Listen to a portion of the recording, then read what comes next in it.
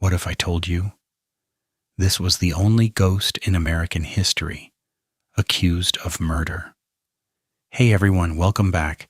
Tonight we're going deep into the hills of early 19th century Tennessee for one of the strangest, most disturbing hauntings ever recorded in America.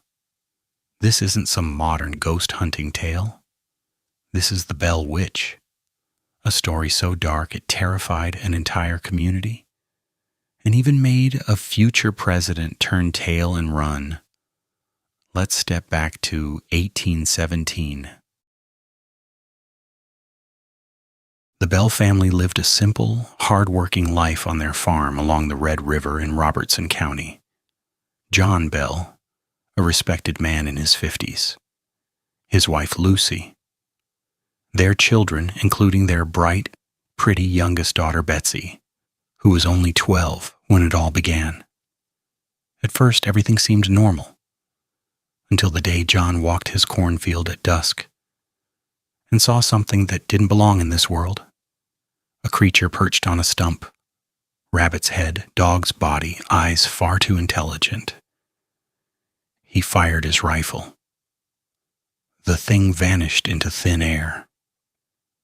Then came the chuckle. Low, mocking, carried on the wind like it was laughing at him.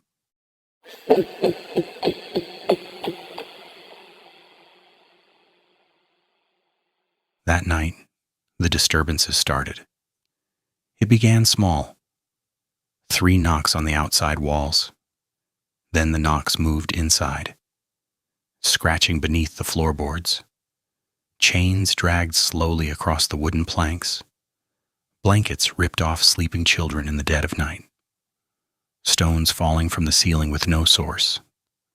Sugar bowls emptying themselves while the family watched. John tried to brush it off. Rats. Wind. Imagination. But the wind doesn't laugh in the darkness. And the laughter was getting louder. Then it turned its attention to young Betsy. One night she lay in bed when she felt icy fingers slowly stroking her hair. She froze in terror. Suddenly, a sharp, violent slap across the face. When her family rushed in with lanterns, a bright red handprint burned on her cheek. No one had touched her. From that moment, the entity had a voice, a woman's voice, sometimes sweet and melodic, sometimes cruel and sharp. The family began calling her Kate. Kate seemed to know everything. Private conversations, hidden sins, secrets no outsider could possibly know. She quoted scripture beautifully, then hurled Bibles across the room. She sang hymns in a hauntingly lovely tone, then beat Betsy mercilessly with invisible fists, leaving the girl bruised and fainting from pain. Neighbors came from miles around. Skeptics laughed on the way in. They left pale and silent. Multiple people, dozens over the years, witnessed these events. Furniture moving, objects flying, voices speaking from empty air. Kate hated John Bell with a passion. She tormented him relentlessly. His body began to fail in horrifying ways, his tongue swelling until he couldn't speak or eat. He'd gasp and clutch his throat while Kate's laughter echoed through the rafters. By December 1820, John Bell was dying. A mysterious dark vial appeared on his nightstand where his medicine should have been. When thrown into the fire, it exploded in eerie blue flames.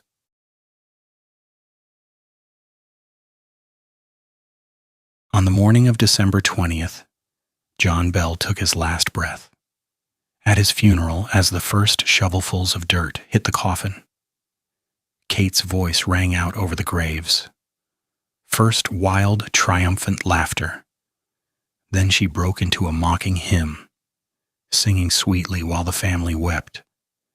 This was the only ghost in American history accused of murder.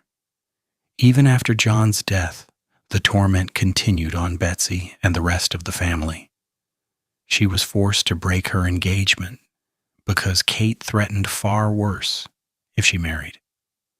The horror lasted until one spring day in 1821, when Kate's voice finally spoke with chilling calm. "I'll leave you now, but I'll be back in 7 years." And then, silence. The knocks stopped. The laughter faded. The house grew still, but the story never died. This haunting was one of the very first major recorded supernatural events in early America. Multiple witnesses over several years claimed to experience the disturbances. The accounts were written down and passed on, though many were recorded years after the events themselves. There's no hard physical evidence that survives today. Like all great ghost stories, it's impossible to know how much was exaggerated or changed over time. Was Kate the vengeful spirit of a neighbor John Bell had quarreled with, something far older and darker that had never been human? Or was it a tragic case of fear, suggestion, and shared hysteria in an isolated frontier community? We may never know. Even today, near Adams, Tennessee, people still report strange occurrences around the old Bell land. Unexplained laughter on the wind, cold fingers brushing the back of your neck near the cave by the river, the feeling of being watched when no one is there. But the Bell Witch didn't just disappear into history. Over the decades, people have kept seeing her, or at least feeling her. Local farmers in the 1800s reported their horses suddenly stopping dead in the road near the old Bell property, refusing to move, trembling as if they could see something invisible. In the early 1900s, visitors to the Bell Cave, a small cavern near the original farm, claimed to hear a woman whispering their names in the darkness. Some even said stones were thrown at them from deep inside the cave with no one there. Even in modern times, the sightings haven't stopped. People still post videos online of unexplained knocks on their walls after visiting the area. Others describe waking up to the feeling of someone stroking their hair, just like poor Betsy Bell did over 200 years ago. So what are the main theories about who or what Kate really was?